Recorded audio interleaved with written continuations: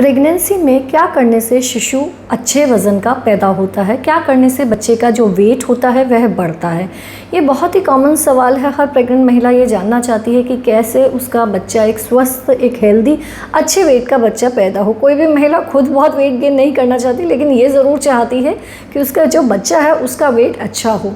ये थोड़ा लंबा वीडियो है क्योंकि इसके अंदर मैं आपको डिटेल में एक एक चीज़ बताने वाली हूँ कि आपको खाने में किन चीज़ों का ध्यान रखना है। लेकिन सिर्फ खाने से नहीं चलता, खाने के अलावा भी बहुत सारी और चीज़ें होती हैं जिन पे डिपेंड करता है कि बच्चे का वेट कितना होगा, क्या क्या आपको लाइफस्टाइल में चेंजेस करने हैं, कौन सी एक्सरसाइजेस करनी है, कितना रेस्ट करना है, कितना स्लीप आपके लिए ज़रूरी है और किस पोजीशन में रहना है। ये सभी बातों को मैं इस वीडियो में डिटेल में कवर करूँगी। थोड़ा वीडियो लंबा है पर सुनेंगे तो आपके लिए हेल्पफुल रहेगा। मैं डॉक्टर दीप्ति जैन, गायनेकोलॉजिस्ट। आइए इसके बारे में हम डिटेल में जानते हैं।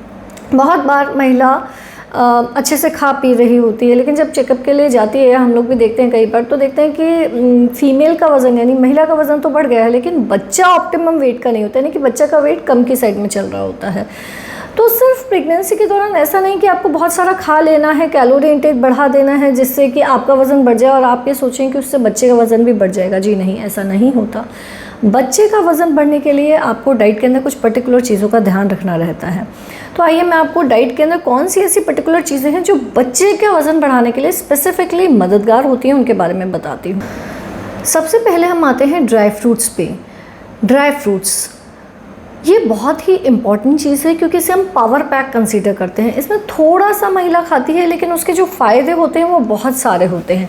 ड्राई फ्रूट्स के अंदर आप डेली बेसिस पे 5 से 10 बादाम भिगो के, 1 से 2 अखरोट, 5 से 10 किशमिश, 1 से 2 अंजीर और 1 से 2 खजूर लें। मैं वापस रिपीट करती हूँ, 5 से 10 बादाम, 1 से 2 अखरोट, 1 से 2 अंजीर, 5 से 10 किशमिश और 1 से 2 खजूर ज़रूर लें।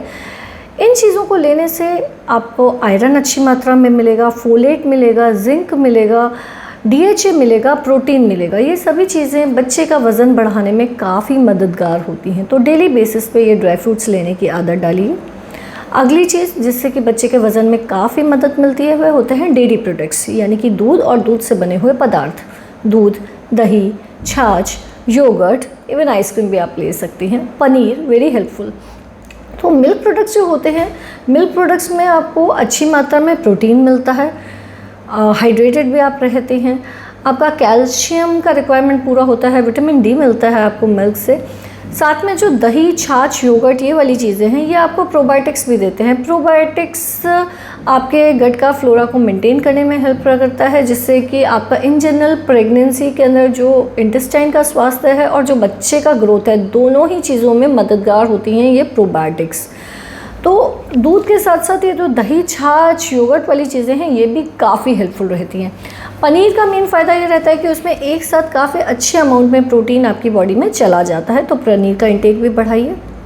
इसके आगे हम आते हैं तीसरी महत्वपूर्ण चीज़ के अंदर होता है लेग्यूम्स और बीन्स, यानी कि दालें हैं, सोयाबीन है, राजमा है, चना है, कठोर जिसे हम नॉर्मल भाषा में कहते हैं, चने की दाल है, मूंग की दाल है।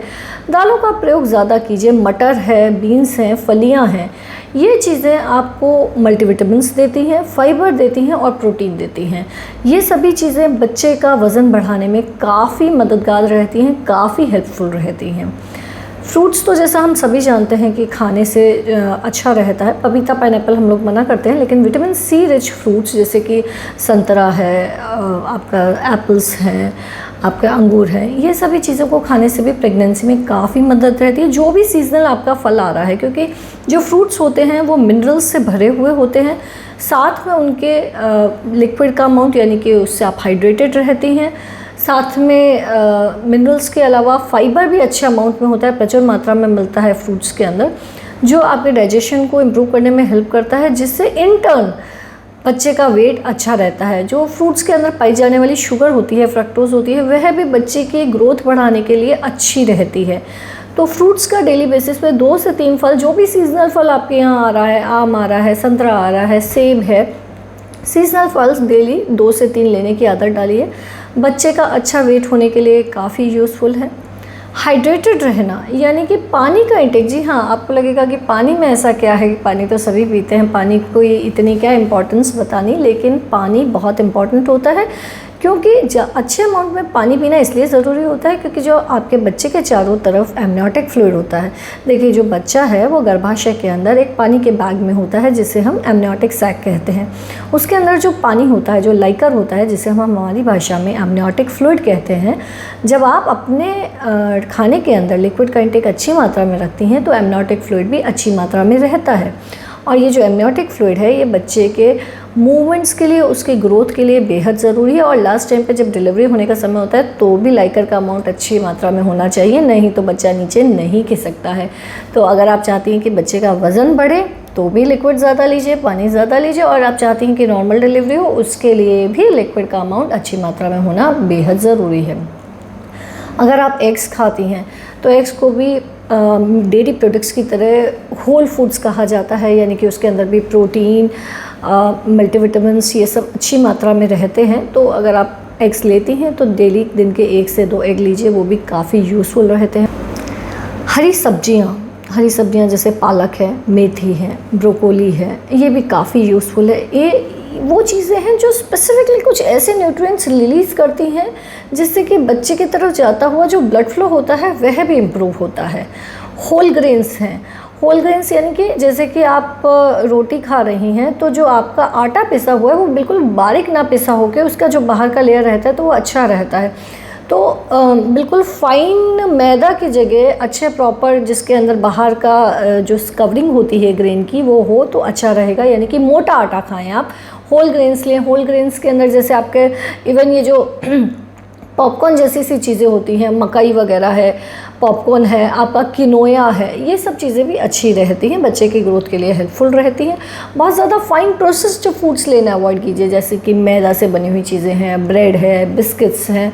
अगर आपको बिस्किट्स ही खाने हैं तो सिंपल बिस्किट खाने की जगह प्रोटीन बिस्किट खाइए। देखिए डाइट इट इज़ नॉट कि ये खाना है और ये पर्टिकुलर नहीं खाना, बल्कि ये है कि ये डाइट मॉडिफिकेशन, यानी कि 2 चीज़ों के अंदर हम कौन सी बेहतर चीज़ को ऑप्ट कर सकते हैं। अगर आपको बिस्किट्स ही खाने हैं तो आप प्रोटीन के बिस्किट्स खाइए। जो बीच का समय होता है जब हम जैसे कि शाम को 4-5 बजे का समय है, चाय के साथ लंच का टाइम भी नहीं है, डिनर का टाइम नहीं है, बीच का समय है, तो आप जैसे कि बिस्किट नमकीन खा रही हैं तो बिस्किट नमकीन खाने की जगह प्रोटीन के बिस्किट खाइए, या फिर ड्राई फ्रूट्स का इंटेक कीजिए उस टाइम पे। आप अगर उस टाइम पे चाय पीती हैं तो चाय या कॉफ़ी में चाय और कॉफ़ी का अमाउंट कम रख के उसमें मिल्क का इंटेक बढ़ा दीजिए। तो कुछ इस तरह के आप डाइट मॉडिफिकेशंस करेंगे तो बच्चे के जो वेट होगा उस पर काफ़ी हेल्पफुल रहेगी वो चीज़। स्वीट पोटैटोज़, जी हाँ, शकरकंदी जो कि बहुत इजीली अवेलेबल होती है, भी बेहद महत्वपूर्ण रोल प्ले करती है। स्वीट पोटैटोज़ में कैलोरी भी अच्छे अमाउंट में होती है, साथ में विटामिन ए, B6, फोलेट, ये सब भी अच्छे अमाउंट में होता है जो बच्चे की ग्रोथ के लिए काफ़ी हेल्पफुल रहता है। तो आप शकरकंदी जो कि एक इजीली अवेलेबल फूड आइटम है उसका भी प्रयोग डाइट के अंदर अधिक मात्रा में कीजिए ताकि प्रेगनेंसी में बच्चे की जो वज़न है वो अच्छे से बढ़ पाए। ये तो हुई खाने में आपको कौन कौन सी चीज़ें खानी है। अब हम आते हैं कि आपको खाने में कौन कौन सी चीज़ें नहीं खानी हैं, किन चीज़ों को अवॉइड करना है ताकि बच्चे के अच्छे से ग्रोथ हो पाए। तो अवॉइड करने के लिए जैसे कि अल्कोहल और स्मोकिंग तो सभी जानते हैं कि नहीं करना चाहिए, लेकिन उसके अलावा जो महिलाएं कॉमनली ले रही होती हैं उसके अंदर आता है कैफ़ीन। कैफ़ीन होता है चाय के अंदर, कॉफ़ी के अंदर, कोला के अंदर, चॉकलेट्स के अंदर। तो कैफ़ीन का इंटेक, कैफ़ीन आपको दिन का मैक्सिमम 200 mg तक आप ले सकते हैं, उससे ज़्यादा का कैफ़ीन आपको नहीं लेना है। यानी कि चाय कॉफ़ी आपको लेनी है तो दिन में 1 से 2 कप ले सकती हैं, उससे ज़्यादा लेना अवॉइड कीजिए। आपको चाय कॉफ़ी बहुत ज़्यादा मात्रा में नहीं लेनी, अल्कोहल नहीं लेना, स्मोकिंग नहीं करनी है। जंक फूड जितना कम से कम आप कर पाएँ, यानी कि जैसे मैंने पहले भी बताया प्रोसेस्ड आइटम्स कम होने चाहिए। जंक फूड जैसे कि पैक्ड आइटम्स हैं, जैसे कि चिप्स वगैरह हैं, आपके बिस्किट्स हैं, प्लेन रेगुलर बिस्किट्स जो मैदा के बने हुए होते हैं, पेस्ट्रीज़ हैं, इनका प्रयोग थोड़ा सा कम कीजिए। उसकी जगह आप जैसे कि अगर आपको नमकीन खाना है तो आप स्प्राउट्स का इंटेक बढ़ाइए। अंकुरित मूंग है, मोठ है, उसमें बारीक बारीक प्याज, टमाटर, खीरा ये काट के डालिए, ये खाइए। आप ड्राई फ्रूट्स लीजिए। तो मंचिंग का समय पे भी जो जंक फूड है उसको आप हेल्दी फूड से रिप्लेस कीजिए, नहीं तो क्या होगा, वज़न आपका बढ़ता जाएगा, बच्चे का नहीं बढ़ने वाला है। ये बहुत कॉमन होता है। मीन्स ऐसा होता है कि हम 15 दिन बाद विजिट के लिए पेशेंट को बुलाते हैं, महिला का वज़न तो 3-4 किलो बढ़ चुका होता है, बच्चे का वज़न वहीं का वहीं पड़ा होता है। तो अगर आप चाहती हैं कि वज़न बच्चे का बढ़े, आपका नहीं, तो इन चीज़ों का ध्यान रखिए। आगे हम आते हैं एक्सरसाइज के ऊपर आपको कितनी एक्सरसाइज करनी है। देखिए, आप डेली वॉक ज़रूर कीजिए। अगर कोई आपका कॉम्प्लिकेटिंग फैक्टर नहीं है प्रेगनेंसी के अंदर, तो मॉर्निंग और इवनिंग दोनों टाइम वॉक कीजिए। 30-30 मिनट्स आप दोनों टाइम वॉक कर सकती हैं। डीप ब्रीदिंग एक्सरसाइजेस कीजिए।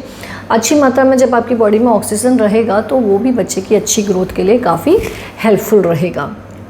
वॉक करने से जो आपका मस्कुलर पंप होता है पैरों का, वो भी अच्छे से काम करता है, जिससे कि पूरी बॉडी में जो ब्लड सप्लाई होता है वो अच्छे से रहता है। इसलिए वॉक रेगुलर बेसिस पे कीजिए। डीप ब्रीदिंग एक्सरसाइजेस कीजिए। नेक्स्ट हम आते हैं रेस्ट के ऊपर, यानी कि कितना सोना है, कितना रेस्ट करना है। जी हाँ, एडिक्वेट अमाउंट में सोना डेफिनेटली यूज़फुल है। जितने अच्छे से आप रेस्ट करेंगी उतना अच्छी बच्चे की ग्रोथ होगी। लेकिन उसका मतलब ये नहीं कि बेड रेस्ट करना है। हर लेडी को बेड रेस्ट की ज़रूरत नहीं होती। रेस्ट का मतलब है आप रात को 6 से 8 घंटे मिनिमम सोइए और दिन में 1 से 2 घंटा सोइए। ऐसा करने से बच्चे की, जब आप सोती हैं तो क्या करती हैं, जब आप कोई और एक्टिविटी नहीं कर रही हैं, आप सो रही हैं, तो जो ब्लड फ्लो है वो यूट्रस की तरफ ज़्यादा जाता है, जिसके कारण जो बच्चे की ग्रोथ होती है वो बढ़ जाती है। तो लेफ़्ट और सोने की पोजीशन भी, अगर आप लेफ़्ट साइड में करवट लेके सोएंगी तो वो ज़्यादा अच्छा रहेगा। लेकिन ये जो लेफ़्ट साइड में करवट लेके सोने वाला कंसेप्ट है, ये स्पेसिफिकली जब आपकी प्रेगनेंसी 6-7 महीने की हो चुकी होती है उसके बाद के लिए है। 6-7 महीने से पहले यानी कि शुरू के 5 महीने बहुत फ़र्क नहीं पड़ता। आप सीधे सो रही हैं, लेफ़्ट साइड में सो रही हैं, राइट साइड में सो रही हैं, उससे कोई खास फ़र्क नहीं पड़ता। लेकिन एक बार प्रेगनेंसी 6-7 महीने की हो गई है, उसके बाद आप लेफ़्ट साइड में करवट लेके सोइए 6 से 8 घंटे रात को मिनिमम, और दिन में 1 से 2 घंटा सोइए।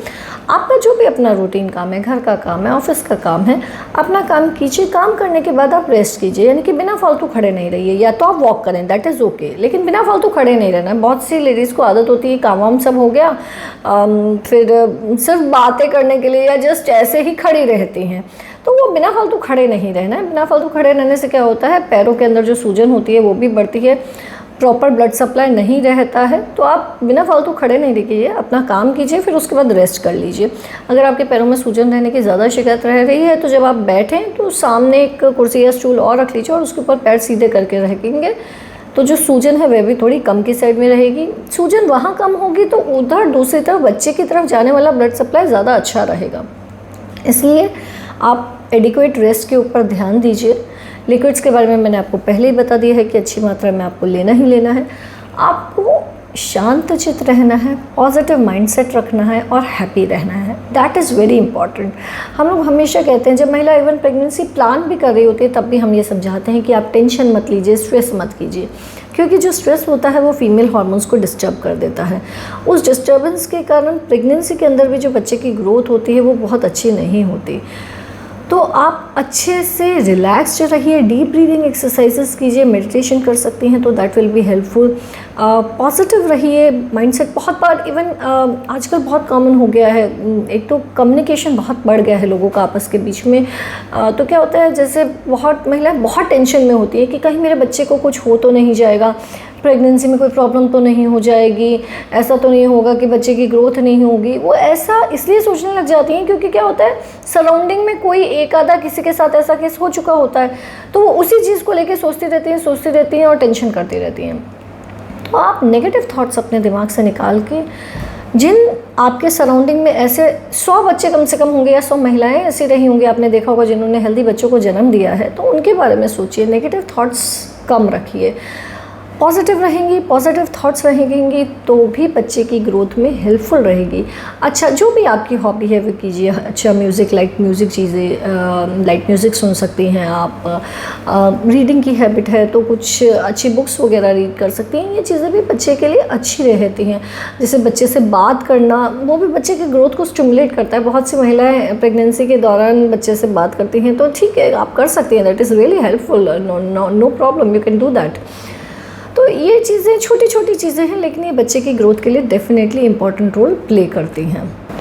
प्रेगनेंसी के दौरान आपके डॉक्टर आपको बहुत सारे एंटीनेटल सप्लीमेंट्स देकर रखते हैं। आयरन दिया जाता है, कैल्शियम दिया जाता है, B12 दिया जाता है, प्रोटीन पाउडर दिए जाते हैं। कभी कभी जब हमें लगता है कि बच्चे की ग्रोथ कम की साइड में चल रहे हैं तो हम और सपोर्ट सिस्टम बढ़ा देते हैं, लाइकोपीन वगैरह देते हैं, एंटीऑक्सीडेंट्स देते हैं, DHA देते हैं। हमें लगता है पानी कम चल रहा है तो हम आर्जिनिन वगैरह देते हैं। तो प्रेगनेंसी में ये जो दिए जाने वाले सप्लीमेंट्स हैं, स्पेसिफिकली जो मिनिमम जो सबको दिए जाते हैं, आयरन, कैल्शियम जिसमें आता है, प्रोटीन पाउडर, B12, ये आप ज़रूर से लीजिए। आपके बच्चे की ग्रोथ के लिए हेल्पफुल ही है। इनको लेने से घबराइए मत। बहुत बार महिलाओं को टेंशन होती है कि इससे कोई साइड इफ़ेक्ट तो नहीं हुआ, तो जी नहीं, ये आपके बच्चे की अच्छी ग्रोथ के लिए है। उससे जैसे आप आयरन लेंगी, आपका हीमोग्लोबिन अच्छा होगा तो डेफिनेटली बच्चे के पास जाने वाला ऑक्सीजन सप्लाई ज़्यादा होगा, बच्चे की ग्रोथ अच्छी होगी। आप कैल्शियम लेंगी, विटामिन डी लेंगी, तो बच्चे की हड्डियां भी, बच्चे को पूरा कैल्शियम मिलेगा, बच्चे की हड्डियां स्ट्रॉन्ग होंगी, बच्चे की ग्रोथ अच्छी रहेगी। आप प्रोटीन का इंटेक अच्छा रखेंगी तो आपकी मसल स्ट्रॉन्ग होंगी और साथ में बच्चे को ज़्यादा प्रोटीन मिलेगा तो बच्चे की ग्रोथ भी बेहतर होगी। इसलिए अपने सप्लीमेंट्स लेने में भूलिए मत, उनको अच्छे से समय पे लेते रहिए। आई होप मैंने सभी इंपॉर्टेंट चीज़ें इसमें अच्छे से कवर कर दी हैं। फिर भी आपको कोई कन्फ्यूजन हो तो कमेंट बॉक्स में लिख के पूछ सकते हैं, बहुत रिप्लाई करूँगी। चैनल को सब्सक्राइब कीजिए। धन्यवाद।